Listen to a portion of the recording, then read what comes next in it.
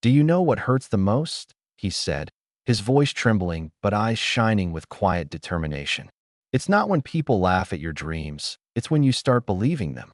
That was the line that made millions stop scrolling. That was the moment his story began to unfold.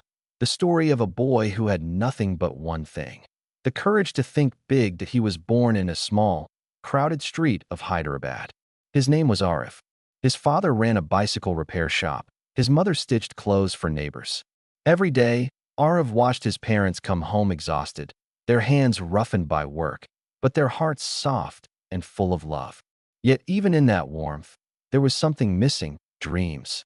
His parents had long given up on the idea that life could be more than just survival. Aarav was different. When other children played cricket in the narrow lanes, he stood on the rooftop, staring at the sky, imagining airplanes, big cities, and skyscrapers. He didn't just dream of being successful. He dreamed of changing everything, for himself, for his parents, and for the people who believed small was all they could be. But every time he spoke of his dreams, people laughed.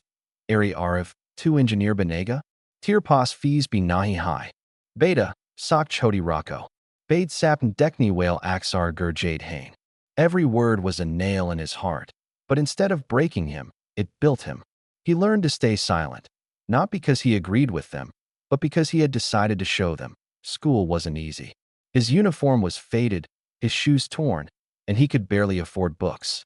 But when teachers asked questions, he answered with fire in his eyes. He wasn't the smartest in the class, but he was the hungriest. He stayed after hours to use the old-school computer, learning from free tutorials, coding, and watching videos of entrepreneurs. One video changed his life: a man saying, "If your dreams don't scare you, they're not big enough." That night, Aarav wrote in his notebook, "One day, I'll build something that makes the world notice my name." Years passed. He got a small job at a local internet cafe, earning just enough to support his family. But between customers, he kept learning: business, design, programming, marketing. He was building something inside him, something nobody could see yet. Then one day, a customer forgot a pen drive. Aarav opened it to find designs of a startup project.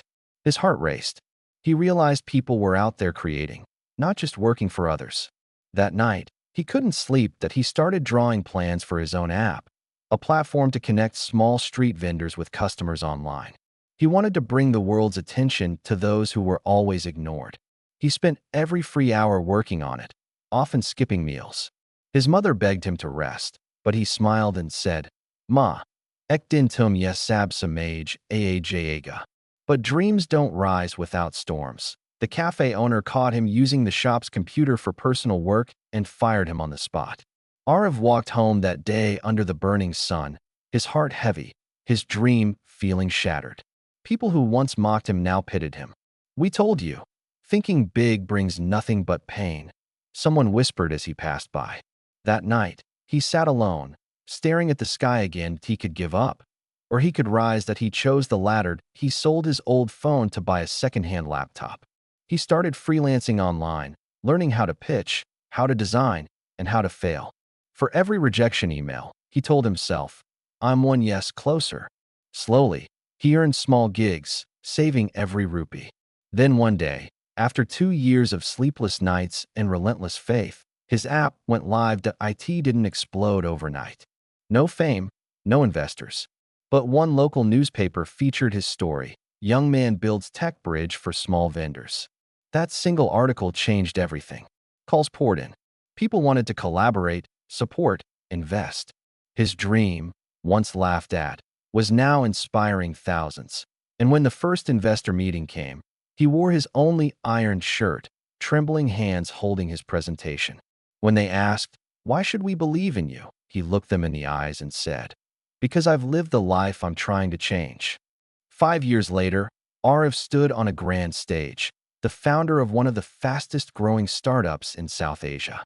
The same boy who once fixed old computers was now giving jobs to hundreds. Cameras flashed, crowds cheered. But when he spoke, his voice was the same: calm, humble, full of fire. "You see," he said, "people told me thinking big was dangerous. They were right. It's dangerous because it destroys your limits. It makes you uncomfortable. It makes you question everything.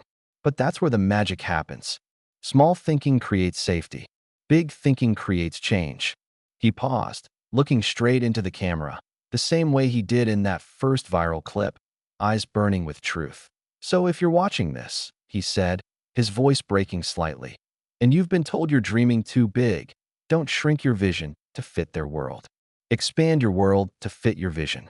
Because I promise you, the power of thinking big doesn't just change your life, it changes everyone who once doubted you. The crowd erupted in applause, and somewhere, in a small lane of Hyderabad, his parents watched their son on TV, eyes full of tears, hearts full of pride, because their boy thought big.